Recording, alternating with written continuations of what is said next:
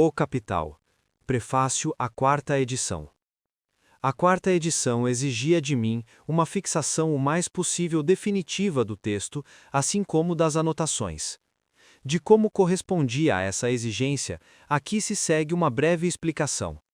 Após repetida comparação da edição francesa e das anotações manuscritas de Marx, introduzi ainda no texto alemão alguns aditamentos a partir daquelas. Encontram-se na página 80, terceira edição, página 81, 1, páginas 458 a 460, terceira edição, páginas 509 a 510, páginas 547 a 551, terceira edição, página 600, páginas 591 a 593, terceira edição, página 644, e página 596, terceira edição, página 648, na nota 79. Do mesmo modo, depois de percorrer as edições francesa e inglesa, coloquei no texto a longa anotação sobre os trabalhadores das minas, terceira edição, páginas 509 a 515, quarta edição, páginas 461 a 467. As restantes pequenas modificações são de natureza puramente técnica. Para além disso, fiz ainda algumas notas explicativas suplementares, nomeadamente onde modificação das circunstâncias históricas o pareciam exigir. Todas estas notas suplementares estão postas entre parênteses retos e assinaladas com as minhas iniciais ou com OD. Tornou-se necessária uma revisão completa das numerosas citações pela edição inglesa, que entretanto apareceu. Para esta, Eleanor, a filha mais nova de Marx, tinha se dado ao trabalho de comparar todas as passagens introduzidas com os originais, de modo que nas citações, de longe preponderantes, de fontes inglesas, não aparecesse uma retroversão do alemão, mas sim o próprio texto inglês original. Senti, pois, a obrigação de consultar este texto na quarta edição. Encontraram-se aí, por vezes, pequenas inexatidões, indicações de números de páginas incorretas, em parte mal escritas ao serem copiadas dos cadernos, em parte erros de impressão acumulados no decorrer de 3 edições, aspas ou reticências incorretamente colocadas, como é inevitável com citações em massa de cadernos de excertos. Aqui e ali, uma palavra foi escolhida de modo menos feliz para a tradução.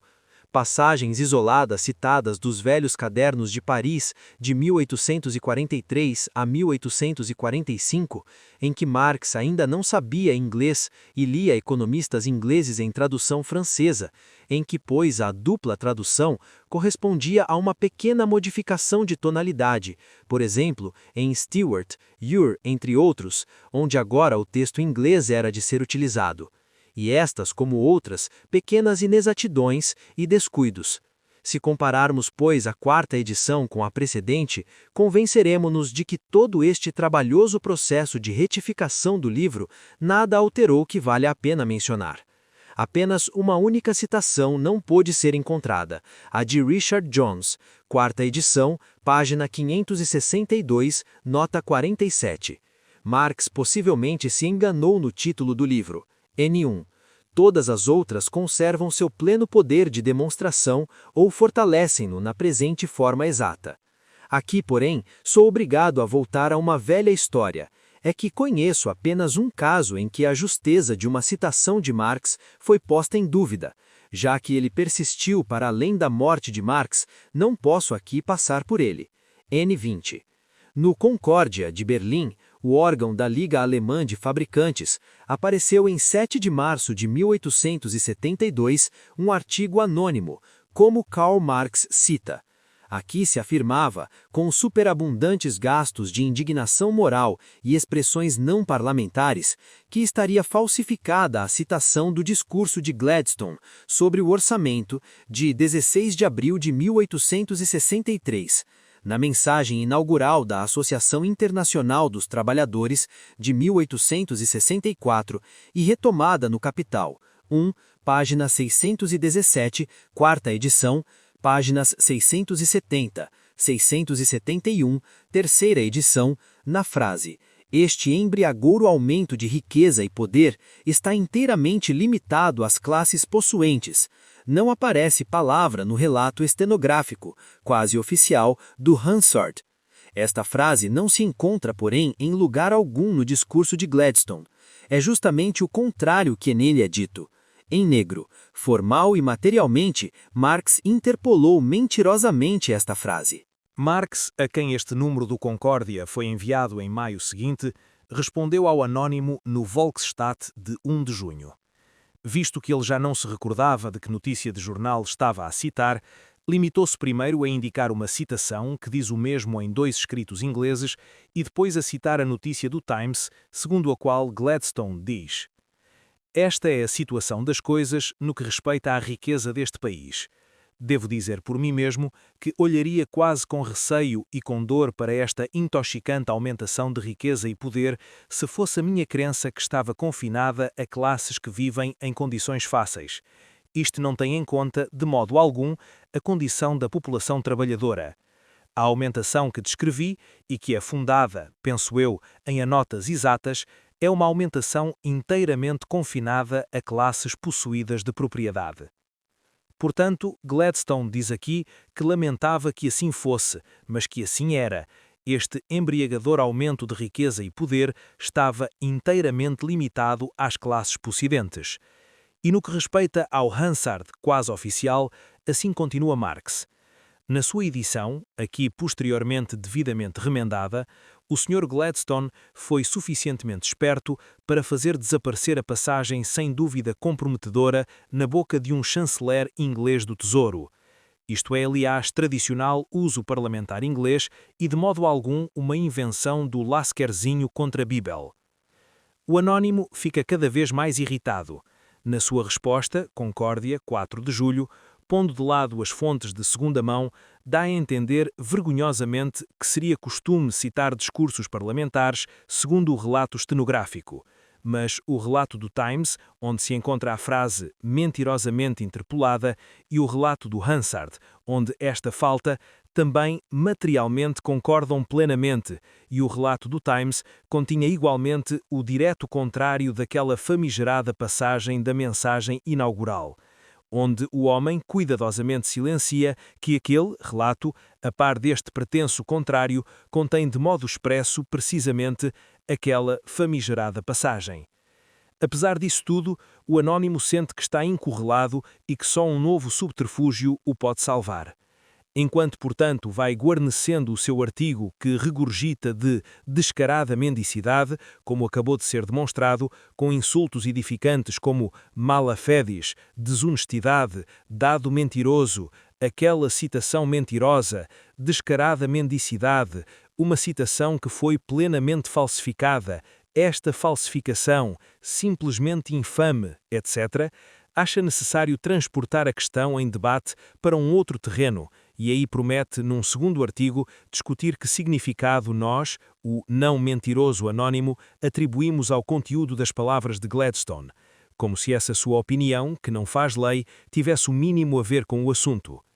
Este segundo artigo vem no Concórdia de 11 de julho. Marx voltou a responder no Volksstadt de 7 de agosto, trazendo à lume também as notícias da referida passagem do Morning Star e do Morning Advertiser, de 17 de abril de 1863. Segundo ambas, Gladstone afirma que encararia com preocupação, etc., este embriagador aumento de riqueza e poder se ele o julgasse limitado às classes realmente abastadas, entirely confined to classes possessed of property. Portanto, também estas notícias dão literalmente a frase pretensamente mentirosamente interpolada. Para além disso, ele constatou mais uma vez, por comparação dos textos do Times e do Hansard, que a frase que apareceu na manhã seguinte em 3 notícias de jornal independentes umas das outras, mas dizendo o mesmo, como tendo sido realmente dita, faltava naquela referência do Hansard, revista por um costume conhecido, e Gladstone, para usar as palavras de Marx, a escamoteava posteriormente. E, por fim, declara que não tinha tempo para mais conversa com o anónimo. Este parece também ter ficado farto, pelo menos Marx não recebeu mais nenhuns números do Concórdia que lhe tivessem sido enviados. Com isso, a coisa parecia morta e enterrada. Sem dúvida que nos chegaram desde então, uma ou duas vezes, de pessoas que estavam em contato com a Universidade de Cambridge, rumores misteriosos sobre um inaudito crime literário que Marx teria cometido no Capital. Mas, apesar de todas as investigações, não se veio a saber absolutamente nada de mais determinado. Então, a 29 de novembro de 1883, 8 meses depois da morte de Marx, apareceu no Times uma carta, datada do Trinity College, Cambridge, e assinada por Sedley Taylor, em que, a despropósito, este homenzinho, que negocia em cooperativismo do mais domesticado, nos presta finalmente esclarecimento não apenas acerca dos boatos de Cambridge, mas também do anônimo do Concórdia.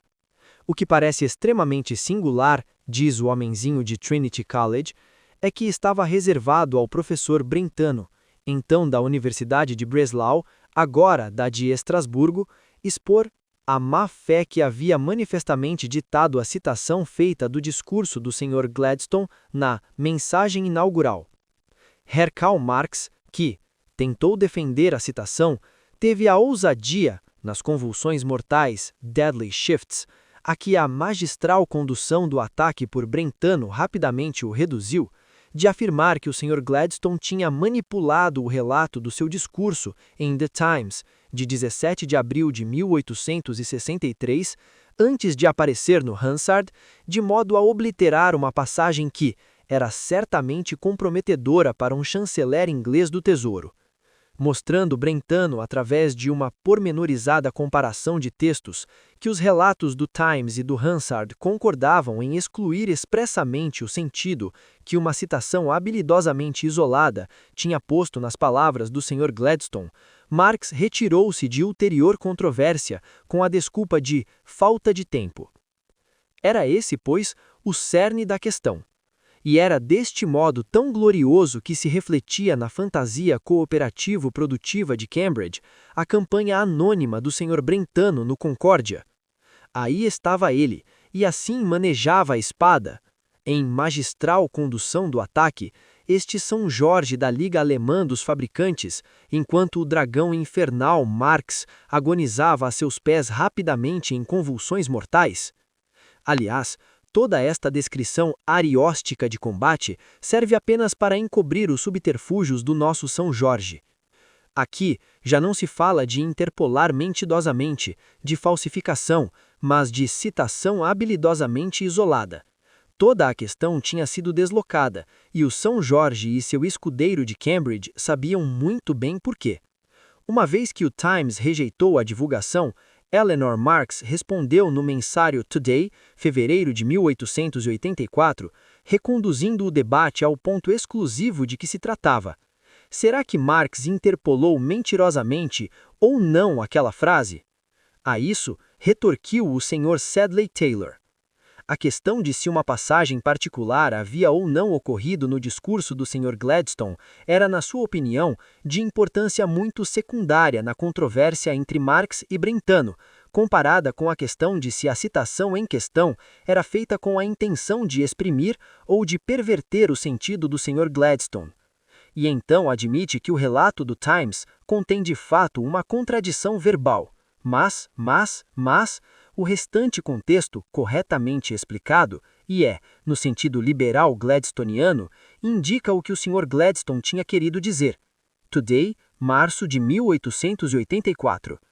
O mais cômico nisso é que o nosso homenzinho de Cambridge insiste em citar o discurso não segundo Hansard, como de acordo com o anônimo Brentano é costume, mas segundo o relato do Times, pelo mesmo Brentano designado como necessariamente remendado. Naturalmente, a frase fatal falta de fato no Hansard. Eleanor Marx não teve dificuldade em reduzir a pó essa argumentação, no mesmo número de Today.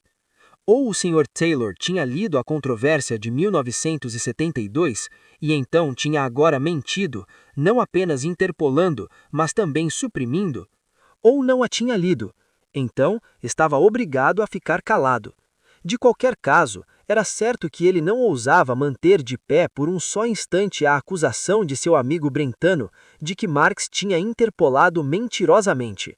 Ao contrário, Marx agora teria não interpolado mentirosamente, mas teria ocultado uma passagem importante. Mas essa mesma passagem é citada na página 5 da mensagem inaugural, poucas linhas antes da pretensamente interpolada.